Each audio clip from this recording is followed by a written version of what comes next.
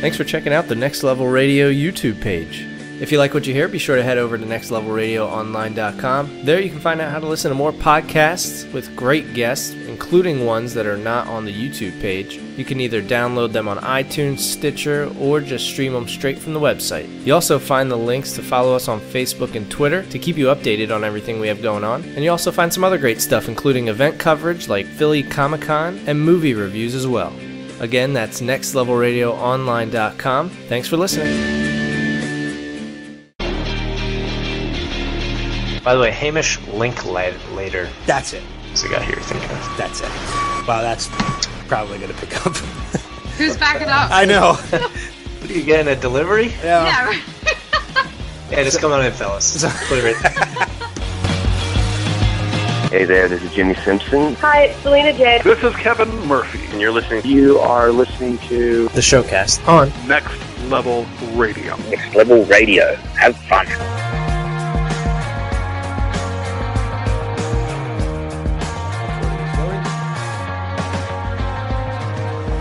It is 2015, and we are...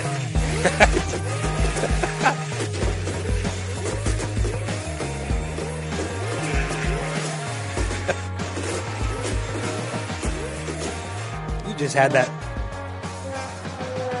had that ready and waiting, didn't you? No, actually I didn't. When you said it, like, oh, I gotta play it. Oh, well, you were pretty quick on the draw with that one. Yeah, that one actually. Sometimes you see, I go to try and do quick like that, and I hit the wrong one. So that one I actually. So I would have either gotten that. But you don't say that. Those are the two around it. Gotcha. But yeah, it is 2015. We are back for another year of Next Level. Oh, God. Is this going to be every time I say it's 2015?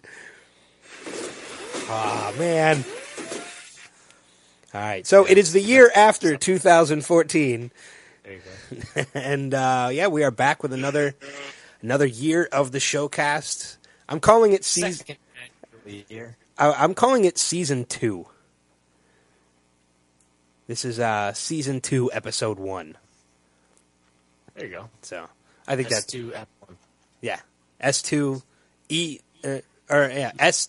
E01, as some shows call it. But we are back with our year in review, our second annual year in review. It's kind of weird that we start the year with the year in review, but yeah, whatever. You know, it works. It's a way to close the chapter on last year and open the new chapter on this year. That's about right. That sounds right. But we have a packed show today. We're going to go over a bunch of stuff from last year, 2014, Showcast and Primetime related, because we are going to be joined later on in this podcast by Lauren and Steve from Primetime. Yes. So this is almost a staff-wide podcast. Yeah. Joe couldn't make it last minute, had to back out, but he's a busy guy, I guess. And loser. I don't know. Well, I don't think he's a loser. I've never met him, actually. That's weird. He almost finished dead last in our fantasy football league, so. Oh, well, in that case, he's a loser. Certainly not a winner. But we also have an interview. First podcast of the year, and we're going to have an interview included in it, which is. And we'll have one next week too. That's right. Let's see if we can keep this. Let's see if we can keep this up. I was going to say we're starting off strong. Yeah, one interview every week. Let's see if we can do this. You know, I'll say this: FX Networks has been very good to us lately. Yeah, I would agree with that. They've hooked us up with the past two, and have already talked about getting us more, and possibly a pretty big grab later on in the season. Oh, I hope it happens. Yeah, that I won't mention, but it's a possibility. I hope it happens. This one coming up, this podcast is an interesting one. Yeah. I will say that. So listen in later. We're going to have an interview with Eric Andre from... right now, currently, he's on the Eric Andre Show on Adult Swim, but he's going to be on promoting the new show coming out on FXX called Man Seeking Woman, which Adam and I have had a chance to watch a couple episodes of before it debuts this coming week, Wednesday the 14th at 10:30 on FXX, and it's pretty good. By the second episode, we were laughing pretty good. Yeah. By the way, in 2014, we had 35 interviews, which is average of almost 3 per month. Yeah, I want to up that. I want to up that to 50 this year. Yeah. I think that's doable. What's 4 a month come out to? Is that like 48? 48. Yeah, that's my goal. 48. Yeah. An average of 1 a week. Works for me. Yeah. So, We're but off to a good start. Yeah, so far we got 1 done, another 1 booked, and yeah, we'll see where the next couple weeks take us. Yeah, and that 35 does not count the 2 from Comic-Con. Jason David Frank and Michael Rooker. No, it doesn't. I didn't even think about that. I knew we were at 35, but I forgot they weren't in there. Yeah, technically 37 then. So, works for me. It's a good number. It's definitely higher than I thought it was going to be when we first started.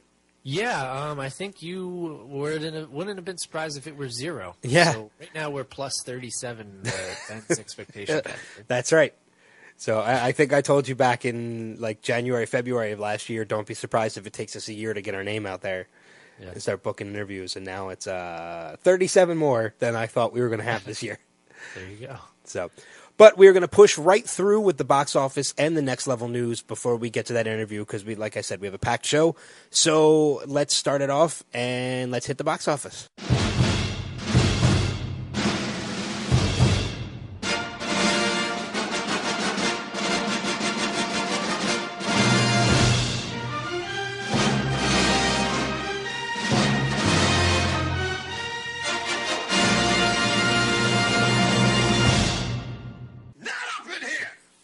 So, how's the box office look this weekend?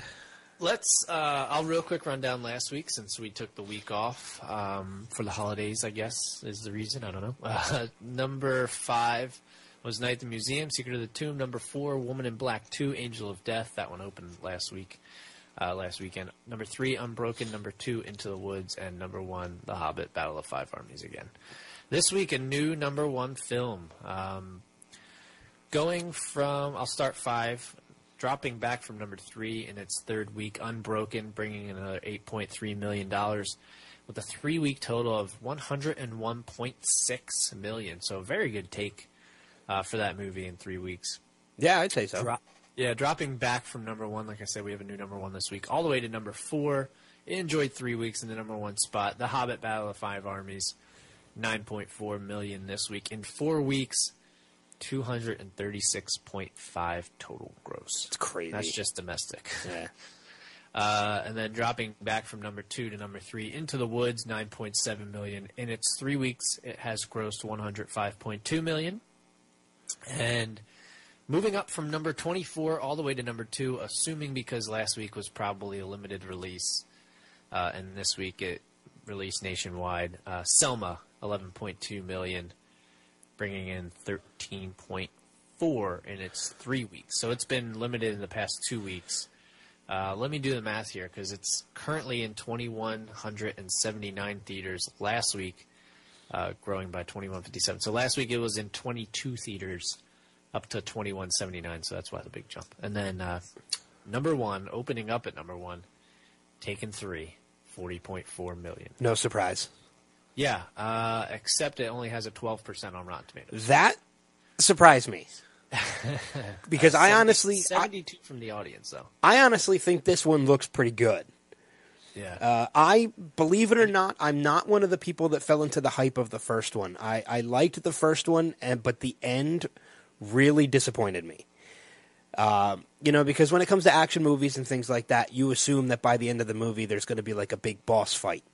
Especially with someone like Liam Neeson, who's a pretty big badass. You expect he's going to have to take on some big foe at the end. And there's none of that. Like, he just goes into the house, he kills everybody in there, and he brings his daughter out, and they go home. Which is a happy ending for him and his daughter, but it's kind of a lackluster ending for an action movie to me. Yeah, goes in there, kills him, gets her out, and they live happily ever after until the second movie comes out. Yeah, exactly. I never saw the second one. You're not missing a lot, but I know... Believe it or not, actually, like a year or two ago, Liam Neeson said they weren't going to do a third one because Liam Neeson's a liar. Well, he was under the impression that if somebody got taken again, hence the name of the movie, it would kind of lose the audience a little bit because it's like, all right, look, taken once is fine. Yeah, by the third one, just take her. But this one definitely has a different story arc to it, whereas somebody gets killed and now it's a revenge film more than a rescue film. So, and going back to Selma at number 2 that you had mentioned. Jean Grey gets killed.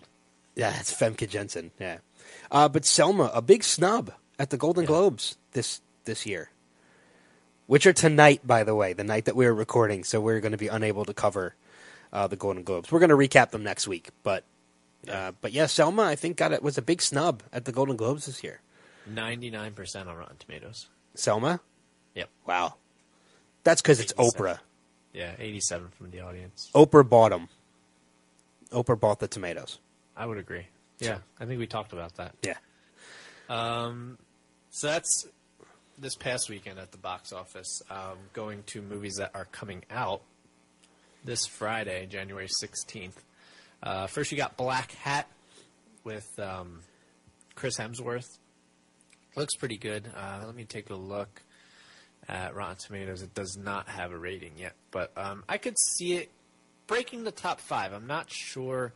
This is an interesting concept. I actually think the movie plot looks kind of stupid. However, I like Chris Hemsworth, so I'm kind of torn.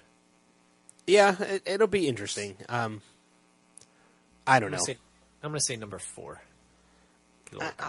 I'm going to say it's probably not even going to make it. In the top 5? Okay. Yeah. Bold. Incorrect, but bold. We shall see. Next up, you have Paddington, the movie based off the Paddington Bear book, I believe. Yes, it is. That is, let's see, 98% on Rotten Tomatoes right now. I think that's going to do well. I think probably like a number 2, maybe even a number 1. I think Paddington's got a good shot of making in the top 2. Yeah. Those family movies always do well. And it looks pretty... Actually, I'm going to say number 2 because there's another movie that's opening up this week that I'm sure you're going to get to that I think is going to open at number 1. Okay. Probably The Wedding Ringer? Yes. I think that's going to open at number 1 mainly because of the star power of Kevin Hart. Yeah. Yeah, I could see that. Yeah. You know what? I'm going to agree with you. I'm going to say Paddington 2, Wedding Ringer 1. That was my next movie. I didn't realize Kaylee Cuoco was in that movie. Neither did I, but I'm actually looking at it as you're reading it, and I knew Josh Gad was in it, but yeah, I didn't know Kaylee Cuoco Sweeting, was in it. Yeah. So unfortunately, I hate that hyphen last name after Cuoco. So do I. It's so stupid. I hate her short hair too. Did she grow it back out yet? No, but I'm just saying I hate the fact that it's hyphen sweetening because it means she's married. Yeah. We'll see how long that's on there. Next up, you have Spare Parts, a sports movie about 4 Hispanic high school students from Robotics Club. With no experience, $800, used car parts, and a dream, this ragtag team goes up against the country's reigning robotics champions, MIT. Not sure how that qualifies as a sports movie, but IMDb lists it as such, so we're going to run with it. All right. Guessing it's not going to make the top 5. I haven't heard much about it, although Marissa Tomei and Jamie Lee Curtis are in it. But we'll see. I haven't seen anything on it. Next, Still Alice with Julianne Moore, Kate Bosworth. That is about Alice Howland, happily married with 3 grown children. She's a renowned linguistics professor who starts to forget words. When she receives a devastating diagnosis, Alice and her family find their bonds tested. So probably also not going to make it to the top 5, but looks pretty interesting. Neither of those two have something rating on Rotten Tomatoes yet. Which means they're not even going to open in the top 5. Exactly. Going to run through these next few because I haven't really heard of any of them. Match, which is a dramedy basically with Patrick Stewart. Matthew Lillard also in that film. Little Accidents, which is a drama with Elizabeth Banks and Josh Lucas. And then, by the way, Josh Lucas I used to get confused with Matthew McConaughey. Really? All the time. Until Matthew McConaughey started doing all those Lincoln commercials. Then last one you have Son of a Gun with Ewan McGregor and Brenton Thwaites, who was in a film called The Signal, which we interviewed the director for. That we did. NextLevelRadioOnline.com. And I think that by the way, that's an action crime drama. Gotcha. So, there you go. That wraps it up, though, for the box office. All right, so then we will move on then to my half of things, and that is the DVD Blu-ray releases for the week. I'm going to run through last week's real quick. I'm not going to give you any Rotten Tomatoes ratings. I'm just going to run through them just to get through them very quickly. Boyhood, starring Ethan Hawke and Patricia Arquette, $24.1 million, came out on Blu-ray DVD last week, as well as Get On Up with Chadwick Boseman and Viola Davis, which I actually really want to see. That's the James Brown. Yeah, James Brown biopic. Left Behind, starring Nicolas Cage, which is another one of those really bad Nicolas Cage movies. And Supermensch, The Legend of Shemp Gordon, with Michael Douglas and Shemp Gordon, which was directed by Michael Myers. So, also a couple television series that were noted coming out, being released last week: Girls, the complete third season; Glee, the complete fifth season; and in relation to our interview next week, Archer, the complete season 5. Yeah, came out. Got it. Yeah, we got it. I got it too. You know what? I'm surprised at that too, because usually when they send us things, to screen it, they send us just the episodes we need to screen. Yeah, and they sent us all of season 5 and practically half of season 6. Yeah, which hasn't even aired yet, which is pretty like awesome. I said, FX has been very good to us the past couple weeks. Yeah, they've been awesome. They sent us 3 episodes of Man Seeking Woman. Yep. And a grand total of 19 episodes of Archer. Yeah, which is pretty awesome. Yeah. But moving on to Blu-ray DVD releases this week, starting off with A Walk Among the Tombstones, starring Liam Neeson. $26 million at the box office, 65% on Rotten Tomatoes, 58% from the audience. It's going to be a rent. I like Liam Neeson movies. I've liked him ever since he's become an action star, so this is what I'm going to check out. Also coming out this week is Gone Girl, starring Ben Affleck and Rosamund Pike, as well as... I've yet to see it, so I definitely want to check it out. It's so good. It's so good. Neil Patrick Harris in this movie as well. In Gone Girl? Yes, he is. And it is a very, very dramatic role for him. Yeah. Yes. It's a very different role for him, especially if you're so used to seeing him in How I Met Your Mother. Yeah, I was going to say, if he was in Anchorman 2, that would be a dramatic role for him. That's true. $165.2 million at the box office, 89% on Rotten Tomatoes for both the critics and the audience. So everybody in pretty agreement there. Yeah, I hear there's a pretty big twist at the end. There is. There's a very big twist at the end. Is it that Ben Affleck's Batman?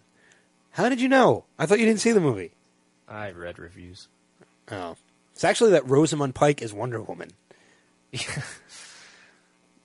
And Neil Patrick Harris, his nickname is Barney. Yeah, there we go.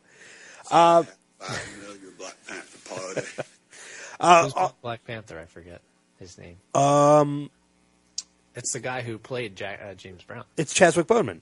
Yeah. Yeah, I was going to say, that's why I thought Boseman. That's why I thought it was. Yeah. You confused me for a minute, though. Not hard to do. No, not really. So Gone Girl is a definite buy for me, just because it was that good. I haven't seen it, but I'll give it a buy. Also coming out this week, I'm only mentioning this one because I remember this one from when I was a kid, and let's keep the age jokes to a minimum with that one. Okay. DuckTales the movie, Treasure of the Lost Lamp. Oh, I know DuckTales too, so that's okay. Being released on DVD, re-released on DVD, but it's been years. So it's coming out of Disney Vault to come out to DVD, hopefully on Blu-ray too. Woohoo. When's Darkwing Duck going to come out? Darkwing Duck is already out on Blu-ray. Oh, is it? Or not on Blu-ray, on DVD. Is it? Yeah, because I already own Volume 1. That was not a Was that a Disney thing? Yeah. No? Okay. Yeah, Darkwing's Disney. Okay. He looks like Donald. I know, that's why I wasn't sure. That Darkwing and Launchpad and I figured it was Robo either Duck. Disney or a complete ripoff. Or Gizmo Duck. Not Robo Duck, Gizmo Duck. Gizmo Duck. Or Howard the Duck. I love Darkwing Duck. Howard the Duck. He's Disney now. Yes, he is. And a couple, last but not least, but a couple TV seasons coming out this week. Boardwalk Empire, complete 5th season, and House of Lies, the complete 3rd season. And that's going to wrap it up for DVDs, as well as the box office for the week. Usually we stop here and, you'll hear a promo and all that fun stuff, but because we have such a packed show, we are going to move right into Next Level News so we can get to our interviews and then bring everybody else in for our year in review segment as well. But let's hit the Next Level News. This is Next Level News. All right, I'm going to start off with this one just because I know you'll appreciate this one, Adam. Okay. CW gives early renewals to 8 series for 2015-2016 season. I did see that today. The CW has handed early renewals for the 2015-16 season to all 8 of its current scripted series in a show of confidence and a sign of improving primetime fortunes. Renewed are Arrow, The Flash, Jane the Virgin, Reign, Supernatural, The 100, The Vampire Diaries, and The Originals. I'm sorry, I've heard Jane the Virgin was getting good reviews, but I still think that is the stupidest concept. I don't know. I haven't seen it, so I don't know. Each of these, Me either, but each of these series have helped define what the CW is today, a network that is home to smart, provocative, quality programming targeting a savvy adult audience, says CW Prexy Mark Pedowitz. What's that? I said it's up and coming. Yeah. By picking up these shows now, our executive producers can start planning next season storylines, and rolling these shows out throughout next season guarantees the CW will have more proven original series for our fall, mid-season, and summer 2016 lineups. I also read something somewhere, too, because I know CW had a big press conference today, which is where this came out. They also said that the Arrow Flash crossovers are going to be an annual thing. I heard that as well. They're going to do this every season, which I think is cool. Yeah, I think it's very cool. Sticking to television news, Battlestar Galactica alum Edward James Olmos joining Agents of S.H.I.E.L.D. Another Battlestar Galactica alum is coming to Marvel's Agents of S.H.I.E.L.D. Edward James Olmos has snagged a guest starring role on the ABC drama Marvel announced on Thursday. The actor will portray Robert Gonzalez, whose debut will have massive repercussions for director Coulson and his team. Other details on the role, including how long he'll be sticking around, are being kept under wraps. So I have not seen season 2 yet. You are so far behind. Yes. I've seen all of season 1, but we didn't have a chance to start season 2 and before we realized that we were like 6 episodes back. So. Yeah, you need to get caught up. Yeah, I will. So we have a bunch of them on DVR, so there you go. Neil deGrasse Tyson gets his own late night talk show. What channel? Sci-fi? Let me get to it. It's in the story. Right. America's favorite astrophysicist and host of Fox's rebooted Cosmos series, Neil deGrasse Tyson, has made numerous appearances on shows like The Colbert Report and Real Time with Bill Maher. But this spring, he will get the opportunity to host his own late-night talk show of sorts on National Geographic Channel. There you go. Star Talk, which is also the name of the host's popular podcast, will be taped in front of a live audience at the American Museum of Natural History's Hayden Planetarium in New York City, where Tyson serves as a director. It is scheduled to premiere sometime in April. So I will check that out because I'm a big Neil deGrasse Tyson fan. Yeah, I think I have Nat Geo channel. I'm actually working on getting him on the podcast. So, because cool. He's coming to Philadelphia in February, so next month. So I'm trying to get him on. Well, he now has something to promote. There we go. Michael C. Hall joins Disney's Pete's Dragon remake. I didn't even know. That's not good. I didn't even know they were remaking Pete's Dragon, and I don't think they should. They better hide their plastic wrap. Oh man! And blood slides. Yeah. Michael C. Hall is set to join the cast. What did you do to my dragon?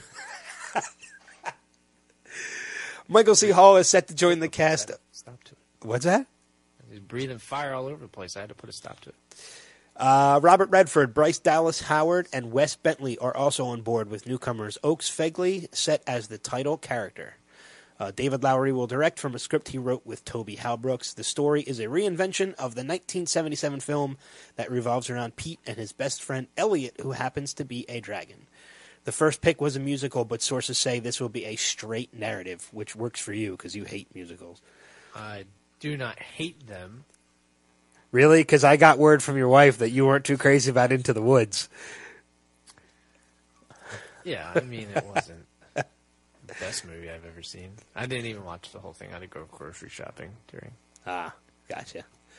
And last story for Next Level News, which is one I know we will both appreciate. Game of Thrones Season 5 premiere date revealed. HBO revealed Thursday that the 10-episode 5th season of Game of Thrones will return on April 12th. The pay cable made the The pay cable made the announcement at the Television Critics Association in Pasadena. Silicon... Hodor. What's that? I said Hodor. Hodor. HBO also announced the renewal of Real Time with Bill Maher for its 14th and 15th seasons scheduled for 2016 and 2017. So, yeah, that is it. That's going to wrap it up for Next Level News. I am Derek Lee, and I'm Cliff Prowse, and you're listening to Next Level Radio. Should we say we're directors? Oh, yeah, should we probably say the movie that we're doing? Well, this being the first show of 2015, I think it's only right that we jump right back into the swing of things, and I think this gentleman that we're going to talk to it's a perfect start to the year. Our guest tonight can currently be seen on Adult Swim on a show, The Eric Andre Show, but soon can be seen starring alongside Jay Baruchel in the new FXX show, Man Seeking Woman. Please welcome Eric Andre. Eric, thanks for spending some time with us. What up?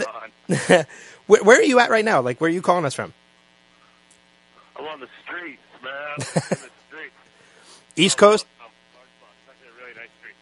Now I'm writing, and I'm like, can't be inside the coffee shop I'm writing because it's too loud.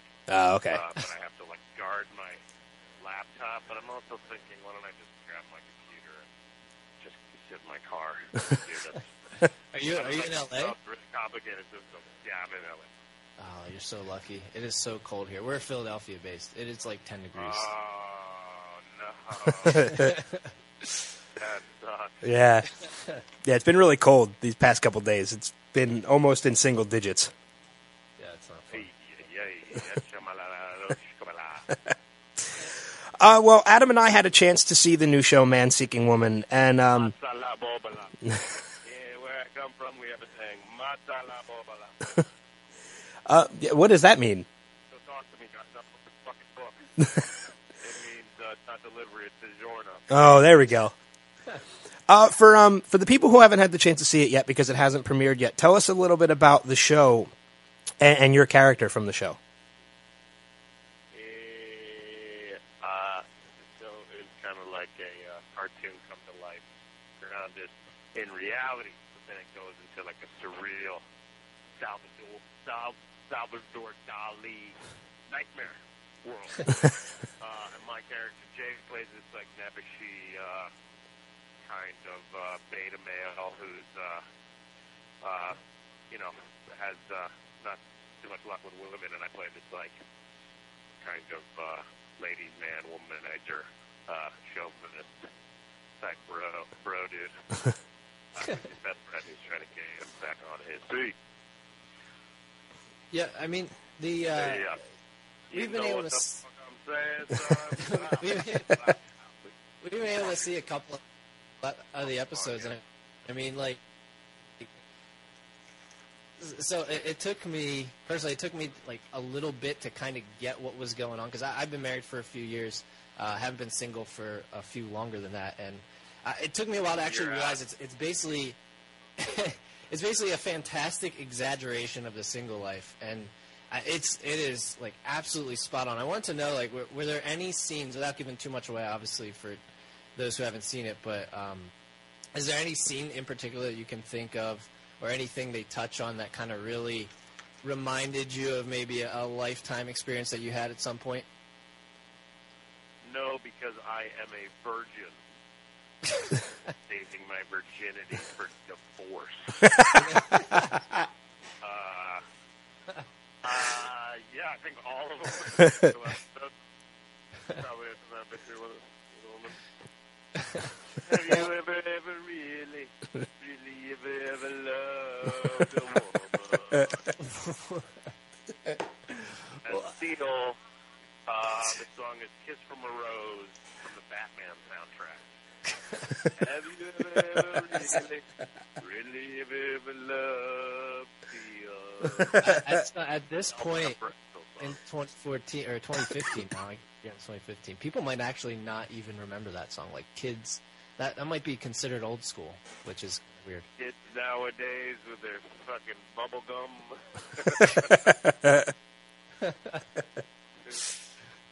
But I gotta ask you. I mean, like I said, it was, at first the show, like I was watching, I was like, "This is kind of weird." But once it like clicked, it was absolutely fantastic. It was like a light bulb came on, and like the light from heaven shined down, and it was just hilarious. Nice.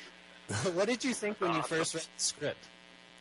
I loved it right away. I read somebody's bad fucking shit scripts, and I was like, oh my god, a script that's actually written well and funny. And then I met with Simon, the creator, and I was like, wow, this guy has really good taste. And we clicked. Que pasó? Que pasó? Yeah, I mean, you mentioned. Are you ordering pizza? What's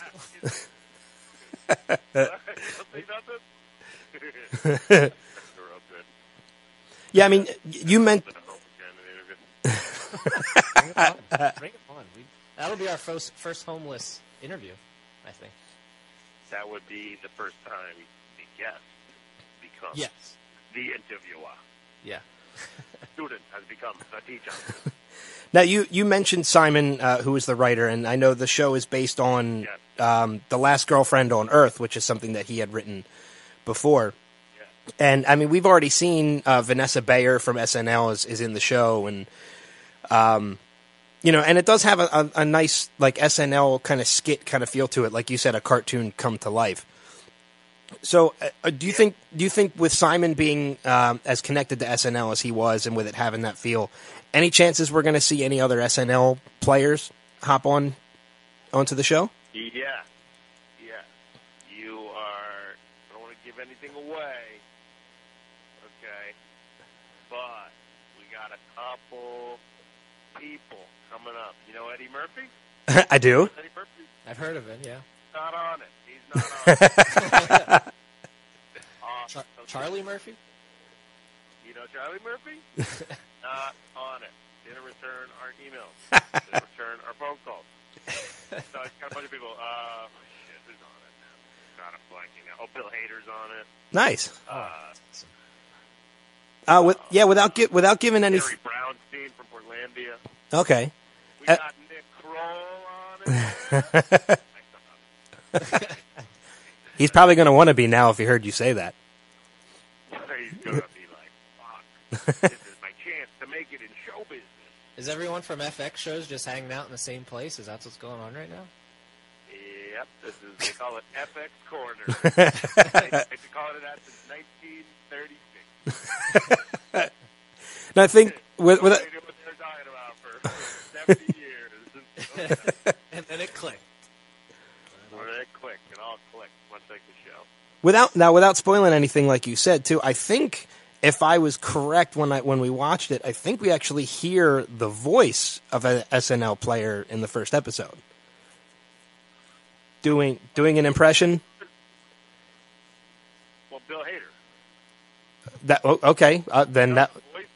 I know Sarah Silverman does the voice of a ham, and she was on SNL. Shit, maybe you know something I don't know. Well, I think it was Jay. I can mention who it was without spoiling what the voice was, but I think it's Jay Farrow. Oh yeah, that's right. All right. That's right. He did Obama. Yeah, well, I was trying not to spoil that, but That doesn't spoil anything. I already put the first 3 episodes on YouTube, so it's all over. all right. I'm going against the grain. Fuck it. Now I got to say too, with The sponsors are livid. Man Seeking Woman obviously is definitely very interesting, but I got to say, the Eric Andre show is unlike anything I've seen on television. But I think that's really what I dug about it, though. Like it's one of those things. Like I just could not stop watching from the first episode that I saw, and I couldn't. It never broke my attention. Nice. So it's ADD theater. It is. We make sure there's no segment over 45 seconds. I gotta ask though, watching some of the things I've seen you do on that show, with some of the stunts and the pranks you've pulled, I can't see how you could not get into trouble with some of the things that you've done. I did. I got arrested the first year I went to jail. Really? During shooting, and been very hurt. Emotionally, spiritually, psychically, physically hurt. But you keep doing it. You know, I'm being straight up with you. I keep doing it. No, I retire, man. I'm out of the biz. I'm just gonna teach Taekwondo down at the adult learning annex. There you go. Call it a wrap. Yeah, you'd be good at that. I've seen you destroy your set before, so I mean that can it's probably fitting. Yeah. You obviously know what you're doing. Yeah. I also read somewhere. I got a yellow belt in Taibo. Taibo. Taught from Billy Blanks himself. Kids from a fucking road.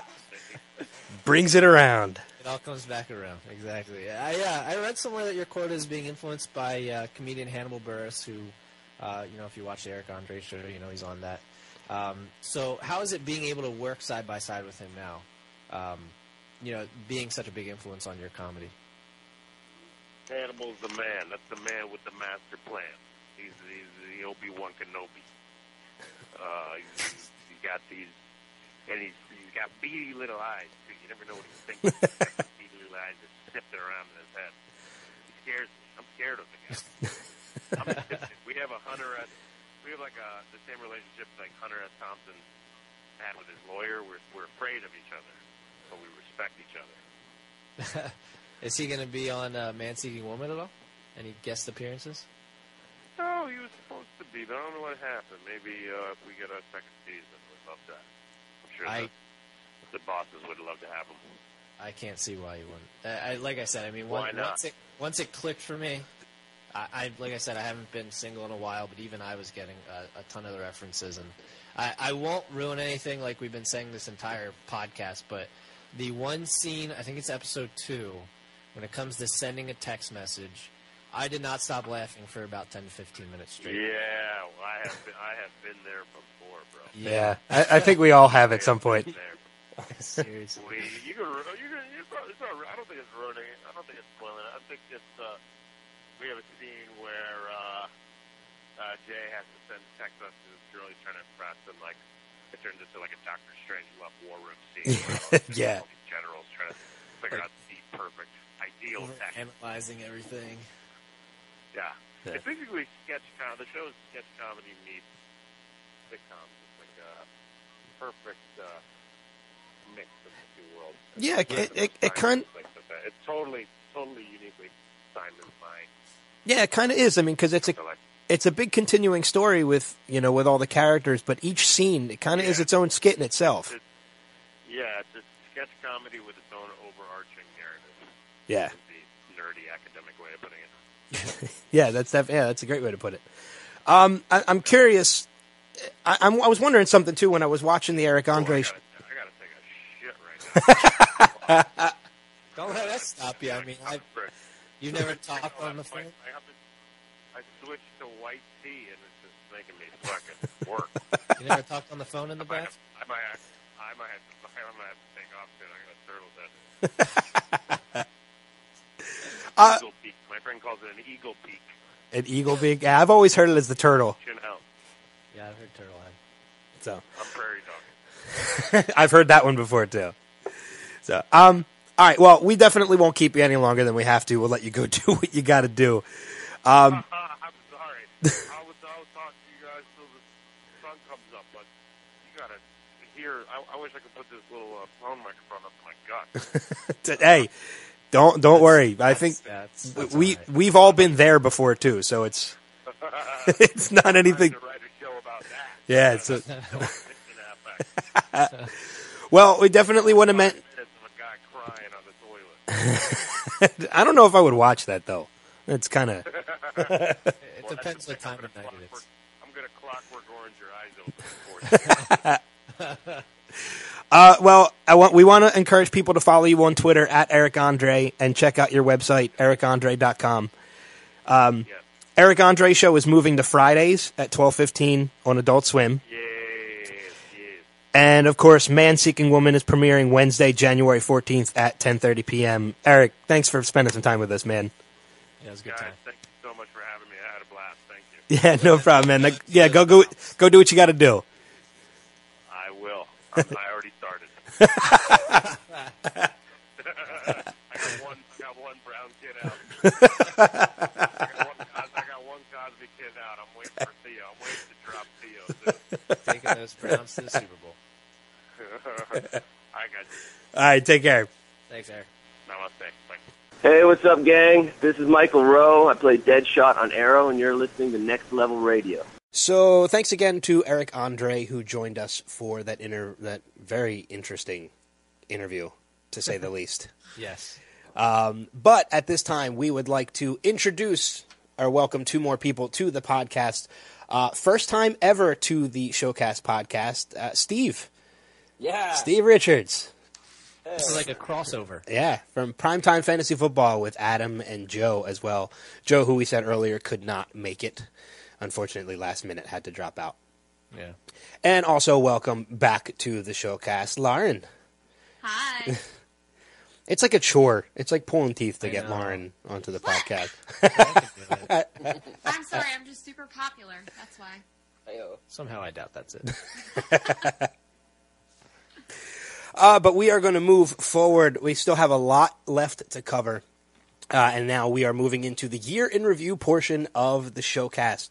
I might actually say we have a whole year to cover. That's true. We do. We might actually say it because it's true, Adam. It's like, you know. I'm not even going to call it the Showcast at this point now because it's the Primetime Cast. Yeah. We'll call it that. Showtime. The show. Oh, there we go. God, it's like it was supposed to happen. We come up with the most ridiculous things on this podcast. It's no wonder we get the guests that we get. Yeah. Most people even listen to this thing. Don't say that. They'll stop listening. So, anyway, we have a lot of lists to cover. We're going to go over the best movies, best TV shows, as well as the top moments from 2014, and we'll make our we'll reveal what we thought were the best movies, television shows, and such. And then we're going to touch base on some primetime stuff as well. Steve and Adam are going to go over some of that stuff. We will cover the Weird of the Week, and then we'll get you the hell out of here for the night. But let's kick things off. We're going to drop the 25 most memorable moments of 2014. And again, anybody feel free to chime in at any point. Some of these I'm going to skip because they're spoilers, and Adam's a slowpoke. So, are these like entertainment moments? Is that what we're doing here? No, these are the just moments of all from the year. Well, one has to do with Game of Thrones, right? It does. Yeah. Okay.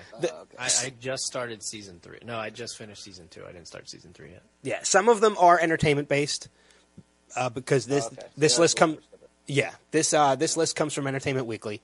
Starting off with number 25, Serial becomes the most popular podcast ever. I thought you were going to say like cereal becomes the biggest breakfast item. It's like he is a slow poke. I've never listened. It's no wonder this is an entertainment podcast. I don't know how I'm on it. I don't know. I've never heard the Serial podcast, so I don't know a thing about it. I know it's a I podcast actually exploring. heard about it Yeah, for nonfiction the first story. time the other day. It's about like crime dramas, I think. It's like a whole bunch of mysteries. Well, I think it was one case. I think the whole podcast was one particular case, yeah. And it's a real-life case. Yeah. It actually sounds like I'm the only one that listened to it. So Yes.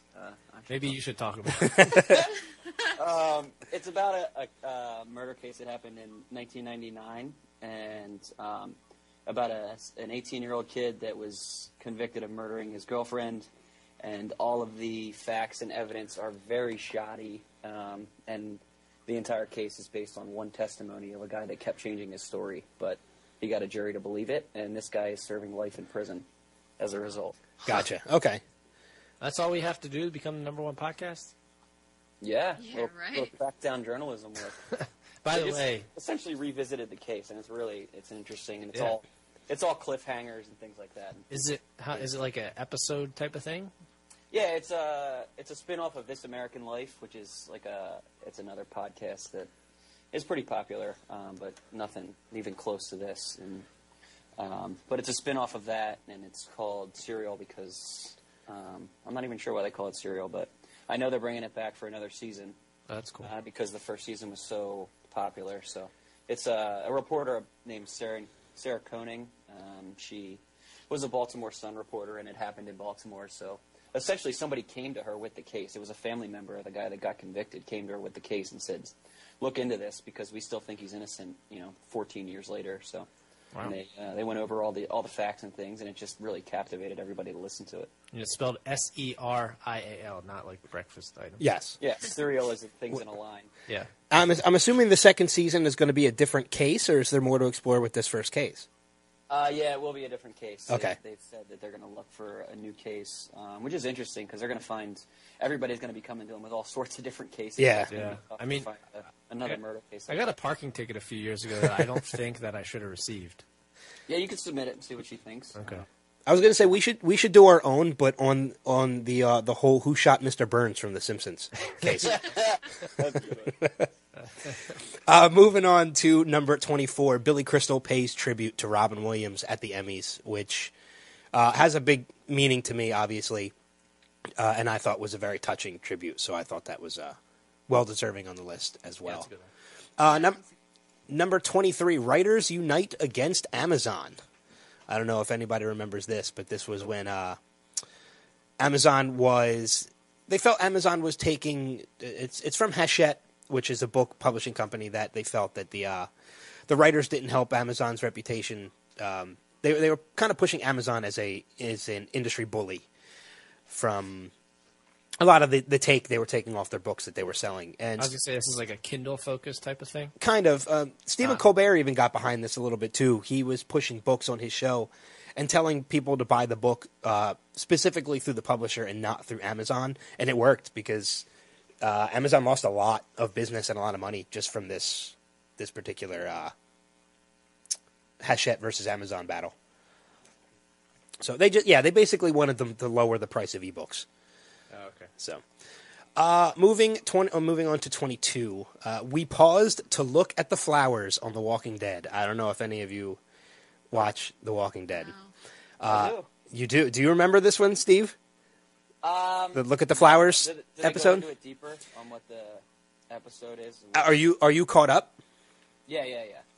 The Look at the Flowers moment was when Carol is forced to take out Lizzie.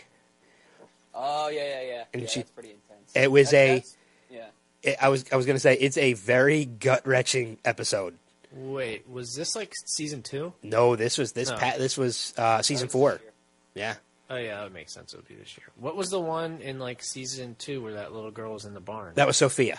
Oh, Sophia. Who was also Carol's daughter. Yes. Right. She goes through it. Yeah. Oh, Carol's got a tough time on that show. Number 21, Bryan Cranston kisses Julia Louis-Dreyfus at the Emmys. That was just a funny moment. Yeah. That's an ad. Skip.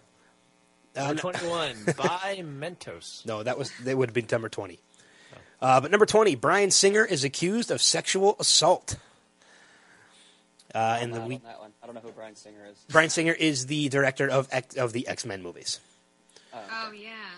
I don't remember that one. He was served a lawsuit claiming he had sexually abused Michael Egan, a one-time aspiring actor and model, when Egan was 15 years old.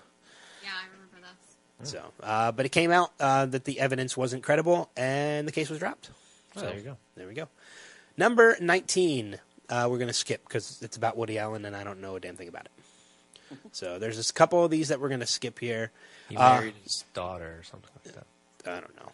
That was a while ago. Yeah, that was before 2014. We're gonna move on to number 17. Stephen Colbert signs off the Colbert Report with an epic goodbye sing-along, which was awesome, by the way. That was awesome. That was really cool. He had a lot of guests coming in, including Santa Claus, Abraham Lincoln, and Alex Trebek, that were all part of that epic sing-along. So, number 16, Sarah Baker's Fat Lady monologue on Louis, which I still need to watch. I've never watched Louis. It's pretty dry, right? Yeah. Do you watch that, Steve? I do, yeah. I'm not caught up on this season. So Steve deserves to be on this podcast more than we do. I know. He is plugged into everything. I waste a lot of time on entertainment. Moving on to number 15. These are the 25 most memorable moments of 2014. Number 15.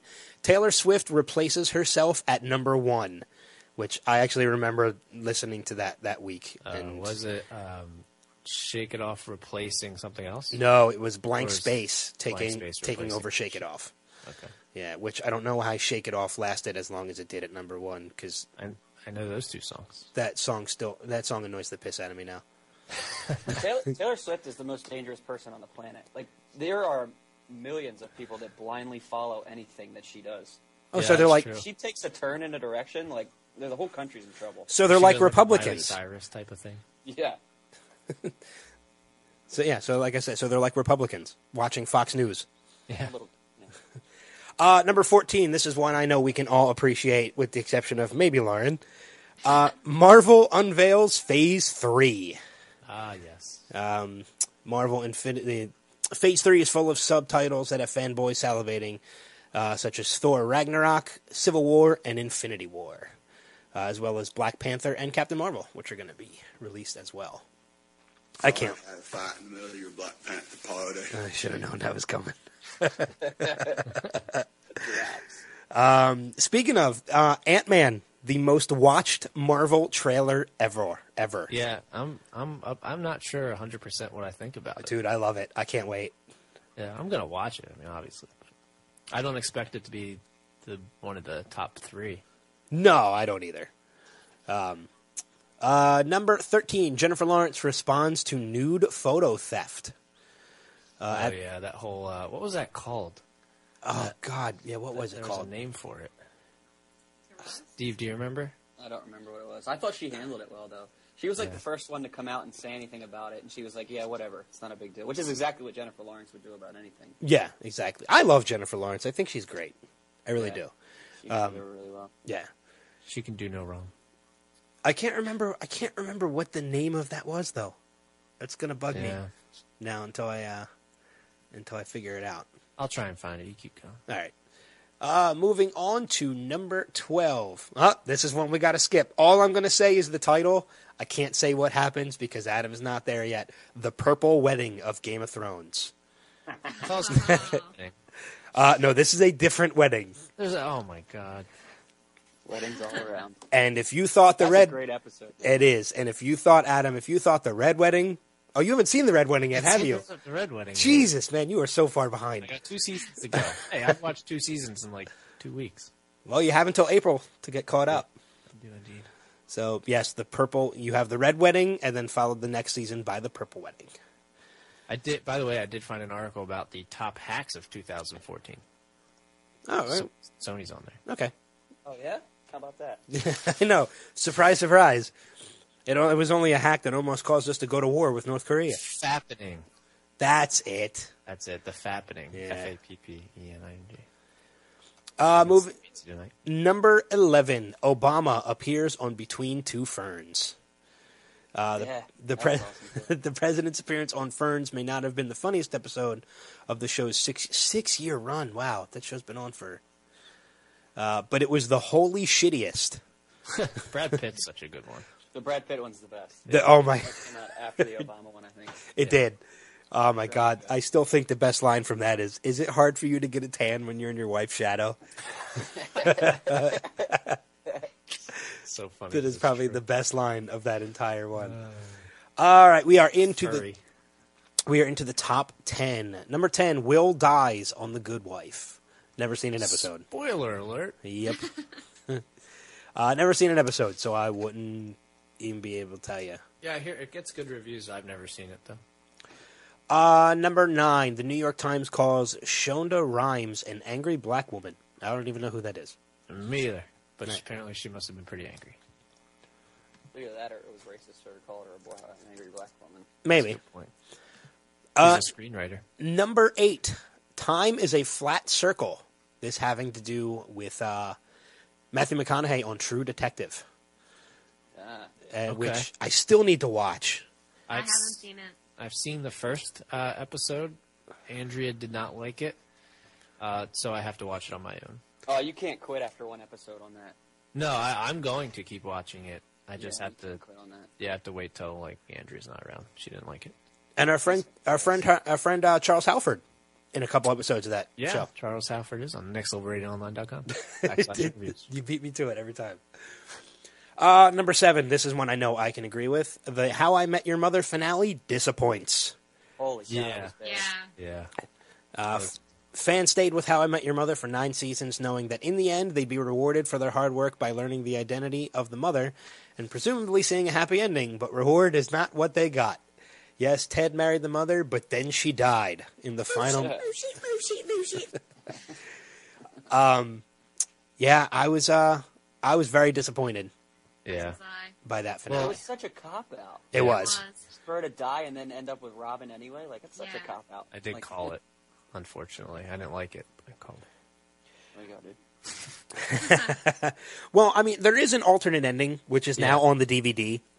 Have you watched it yet? I have, and the alternate ending is so much better than the one that they aired. Okay. Because she doesn't die. Let's just pretend that happened. That's what I did. Okay. After I saw that, like, that's the ending of the show. He ends up with the mother. I like the ending of Lost better than I like the ending of that show. I got the ending of Lost. I loved the ending of Lost. Many people got it, but I mean, I wasn't overly pleased with it. I was fine with it. I completely understood it, and I was happy. I have moved on since then. I liked the ending of Dexter better than How I Met Your Mother. People hate the ending of Dexter. I know, that's why I said it. I hated it too, and that's why I said it. Yeah, that's fair. I thought the ending of Dexter was one of the worst endings to a show ever. All right, finishing off the list, continuing on with number 6. I love this one. Baby Groot dances. That's a good one. Seed that grew into a mighty pop culture tree. This unexpected moment at the end of Guardians of the Galaxy was the closest 2014 came to pure joy. I would agree. Yeah. That was... You're foreshadowing to a later moment in the show without knowing it. Wait. And I'll leave it there. Okay. All right. Number 5. John Travolta introduces the world to Adele Dazeem. The most powerful name fumble of all time. Travolta clearly didn't stress his prep before stepping onto Oscar stage to introduce the wickedly talented one and only Adele Dazeem, a.k.a. Idina Menzel. And then she sucked. She was horrible. Well, she wasn't horrible, but... Right. She was underwhelming. Yes. Yeah, she was definitely flat. Number 4, Solange attacks Jay-Z in an elevator. Not much else like Ray Rice. Of course, sometimes shit goes down when it's $1 billion on the elevator. Yeah. That's funny. If those people weren't that rich, that wouldn't even be close to a story. No, not at all. No, not even close. Number 3, the Star Wars trailer awakens the Force. 'Twas the day after Thanksgiving, and all through the house not a creature was stirring because everyone was too busy watching the first teaser for Star Wars. You saw the fan edited version of that where it like goes to the extremes of how the George Lucas director's cut of the trailer. It's hysterical. Yeah, if you haven't seen it, just look it up on YouTube. I think you can just search George Lucas director's cut. There's instead of 2 TIE fighters against the Millennium Falcon, it's a whole fleet. And when the lightsaber pops out, 4 other lightsabers shoot out of it. It becomes like a Swiss Army lightsaber. Yeah, it's fantastic. Jabba the Hutt sitting in the middle of the desert, just randomly placed. For no reason. Now we move on to the top 2 of the 25 most memorable moments of 2014. Number 2, and this one's still going strong in 2015, all because of this. Hannibal Buress calls Bill Cosby a rapist on stage. And this happened here in Philly. Yeah. nextlevelradioonline.com/interviews. Eric Andre, Hannibal Buress, right? No. Oh, that's right. Hannibal Buress. Yeah, he's his assistant on the Eric Andre show. Yeah. I was wondering why you were going into the interview. I'm like, we didn't interview Hannibal Buress. You can draw all kinds of connections. I can always find a way to lead back to our website. That's true. Do you want a drum roll for number 1? Okay, why not? I'll give it to you anyway. All right. Kind of anticlimactic. Yeah. All right. The number 1 most memorable moment. Number 1, Sony cancels the interview. And then plays it. And then plays it anyway. Which was smart, because I watched it, and it was actually not that bad. No. Did you see it, Lauren? Yeah, I did. It wasn't that bad. No, it was. It had its moments. It was pretty funny. Yeah, it was, but there were some really good funny parts. Yeah, I haven't seen it, but I can tell you it's not the worst anti-North Korea movie that's out there. No. No, Team America. Those are is much... documentaries. Just watch CNN. Yeah. No, Team America is much worse than The Interview. And surprisingly, Franco is the comedy, and Seth Rogen's the straight man, pretty much. Yeah. He plays a more serious guy. So, all right, moving on to our next list, 10 best TV shows of 2014. Now, these are not all new shows. These are shows that some of them have been on for a while. But we'll run through these really quick, and then we can give what we think is our favorite show of 2014. I think Adam and I are probably pretty much in agreement what ours might be. Yeah, it's close for me. But starting off, number 10 from NBC, Hannibal. Moving on to The Good Wife on CBS at number 9. Number 8, Game of Thrones on HBO, followed by... That's too low. I think that should be higher on the list. Followed by Mad Men on AMC at number 7, moving into its final season this year as well. Yeah, that's right. Number 6. It's like a two-part thing, wasn't it? Wasn't last year like part 1 of the final season, and this year's part 2? Yeah, they split it into 2 6-episode seasons. It was a shortened. Yeah. Number 6, Inside Amy Schumer on Comedy Central, which is hysterical, by the way. I love Amy Schumer. I've seen it. Number 5, Louie on FX. And you know what? Now that we have such a good relationship with FX... Yeah, could try and get Louie on. We need Louie. We need Louie on the show. Is there anybody else on that show, or is it like a sketch comedy thing? It's not sketch. It's a sitcom. It's pretty much him, though. He's... Okay. Yeah. His wife, the woman that played his wife when it was on HBO, is also his wife, and she's in it recurring kind of thing. Okay. I don't even know if she's his wife. She might just be his girlfriend. But she's kind of recurring, but it's really him. All right. So it's like Everybody Loves Raymond, but less of a cast around him. Sure. Like it's not real, right? It is. Yeah. Now you're onto something there. It's kind of about his life, but it's not really his life. Okay. So it's kind of like that. Yeah. Okay. Moving on with the list at number 4. Never even heard of this one. Please Like Me on Pivot. I've never even heard of Pivot, so I don't even know what that is. Apparently, it's an Australian comedy. Well, that would make sense then. Yeah. Number 3. It's actually probably pronounced Pivot. Pivot. Number 3, Fargo on FX. Another FX show we need to get somebody on. Well, it's not on right now. No, but the new cast is being announced, and Ted Danson and Nick... Almost got Billy Bob Thornton, if you remember correctly. I know. Last year. Who I've met before, by the way, and he was actually pretty awesome. He's a dirtbag. He kind of he looks the part, but he's really not. He's actually a pretty nice guy. Right. But yeah, Fargo from FX number 3, followed by Rectify on Sundance TV at number 2, and the number 1 show. No, I'm not drum rolling. Yeah, don't even bother. The number 1 best TV show of 2014, which is one I actually want to see. I haven't had the chance yet. From Amazon, Transparent. With Jeffrey Tambor. How's House of Cards not on that list? Yeah, really. I don't know. You know what? I think I can understand probably why it's not on the list, because while season 2 was good, it wasn't as good as the first season. So I don't not gonna spoil anything, but more shit happened. Well, I've seen it. Yeah, I know. Just people who maybe haven't seen. I mean, it's been a year. I guess I could technically spoil things. He becomes the damn president. How is that not? I know, right? A lot of stuff happens, and they kill off my favorite character. Oh yeah. You just think she's hot. No, that wasn't it. Stamper. Oh. He's not dead. Yes, he is. Yeah, they didn't show it. Yeah, they showed him He's laying dead. there bloody with his eyes open. They didn't show it. Not like moving or anything. They didn't show it. Pretty dead to me. It's not pushed in front of a train dead. That's pretty dead. Yeah. Oh, thank God she's gone. When that happened, I liked her. That was the I first episode. hated her. That was the first episode, wasn't it? That was the first episode of season 2. Yeah, I thought it was like a dream at first. I was like, did that seriously? That's how I was too. I was like, holy shit, did that really just happen?